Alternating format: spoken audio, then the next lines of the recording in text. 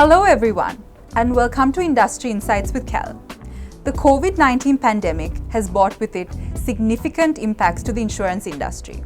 On the whole, the life insurance industry performed remarkably well, with gross written premiums increasing by 16%, the highest it has been since 2016. This growth in the life insurance sector has also helped boost total insurance industry sector assets by 4% since 2019. Today I have with me Mr. Ramesh Schaffter, CEO of the Janashakthi Group and a seasoned veteran in the insurance industry, to offer to us his valuable insights. Hi Mr. Schaffter, how are you doing today? Very good and very happy to be here with you. It is well known in Sri Lanka that life insurance penetration is still quite low and to date remains below 2%. What are the reasons for such low life insurance penetration in Sri Lanka? Several reasons. One is, of course, the island culture. People in Sri Lanka are a jolly type. They like to enjoy today and not worry about tomorrow. Culturally, things like death is not talked about. Planning for the future sometimes is frowned upon. And then, of course, there is a general, perhaps, lack of financial awareness compared to India, which is our immediate neighbor.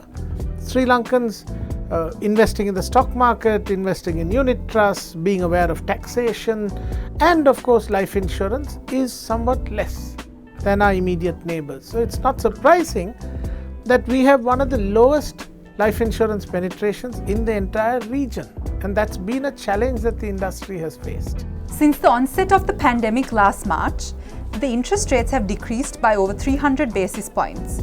Has the current low interest rate regime been helpful for uptake of life insurance in Sri Lanka? In general terms, yes, but it's not so simple, because when interest rates come down, obviously policyholders are benefited, but the interest rate also has an impact on valuation of life fund and therefore the profitability of a life insurance business, and that gets adversely affected. And now there are other variables that come into play. So it's not a straightforward yes-no answer.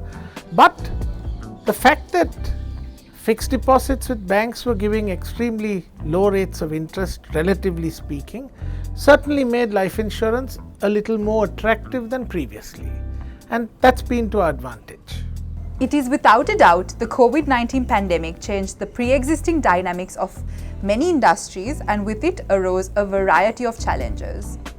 What are the challenges that the life insurance industry faced? And on a positive note, did the fear factor lead to more people taking up life insurance in the recent past? That's not one question, that's about half a dozen questions. Short answer, COVID-19 had a huge impact on the life insurance sector, initially negatively. Why? Because life insurance is always sold, it's not a product that's bought. So face-to-face interaction with the salesperson has been traditionally, for hundreds of years, the method through which this has been sold. So that got affected. All of a sudden you can't go and meet with the customer. You can't have that goodwill with the customer. There are many touch points. But how has it affected us and how has it actually benefited us? We had already begun a move towards what we call agents' virtual office, where on a tablet the customer could see all of his details, could sign digitally and such things, and this took off in a big way. Additionally, many companies embraced digitalization because of COVID. Work from home, it cut our costs down, it's created about 20% space saving, all of those things which we will never go back to.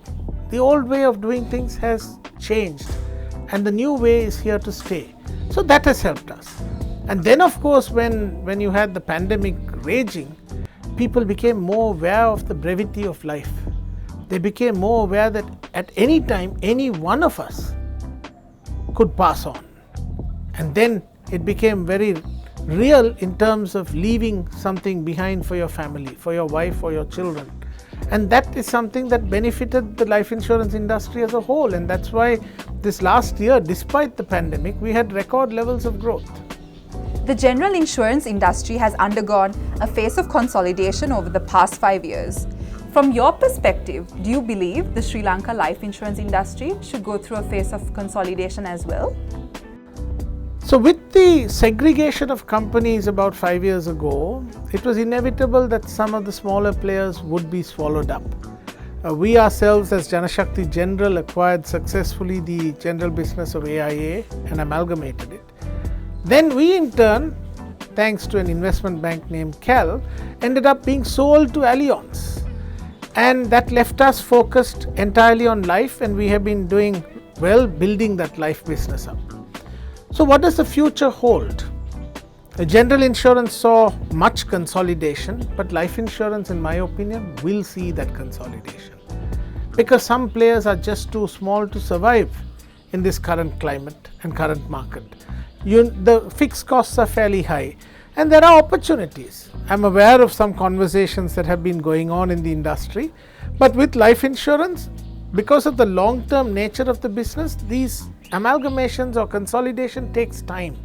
The regulatory approvals also take time. So it's a longer process, but will it happen? Most certainly yes. The insurance industry is expected to go through some major regulatory changes in 2022 and 2023. What are these changes and how is this going to affect the life insurance business? The insurance industry has been going through major changes for the last 6 or 7 years. It's not something that's going to happen next year. It's been happening for so many years now. What were these changes? Changes in measurement of capital. The old solvency basis of measurement went out the window and risk-based capital came in because RBC is the worldwide trend now. Then there was in the valuation of life businesses alternate methodologies, one known as GPV that came in. There was then the regulatory segregation of life and non-life businesses which came in, as I said earlier, 4 or 5 years ago. And then what is coming next? We have actually not a regulatory change but an accounting change. The IFRS regulations, International Financial Reporting Standards, that come into play, and there's a brand new standard for insurance. And as if insurance was not complicated enough, we have to all change to this new IFRS. So what does that mean? It means the measurement of revenue changes drastically. The breakup between risk coverage and investment component of a product has to be identified and treated separately. It puts everyone on a level playing field. In terms of measurement of sales, it would be a more traditional measurement of sales. Is it going to affect profitability? Not really. But in terms of performance, when you say I'm the fastest growing company, you're measured on true risk coverage rather than just selling investment products with a minute amount of risk. So that's a huge change for the industry, and 22 is when it will happen. We live in an era where many industries need to be highly dynamic and keep pace with rapidly emerging global trends and practices. Where do you see the life insurance industry in the next 5 years? If you look at the region, if you look at internationally, we will see more and more people going into life insurance, different products coming in. In the last few years, you've seen what we call decreasing term assurance, a life insurance component tagged on to a housing loan to protect the homeowner. Those kind of products coming in. We will see other new innovative products coming in, and certainly we will see some consolidation in the industry. We will see growth in the industry. I believe life insurance assets are still lagging way behind its regional peers, and we would see greater amounts of asset build-up in that category of business. And that's what we expect over the next 5 years. Certainly we're very bullish about the sector. We believe the profitability of the sector will improve given consolidation and cost per units coming down, and certainly we're looking good. Considering your extensive experience in the industry, how well do you think Janashakthi is positioned in such a growth scenario? Janashakthi is always looking at growth. We're looking at innovation, we're looking at dynamism, we're looking at new product development in a big way.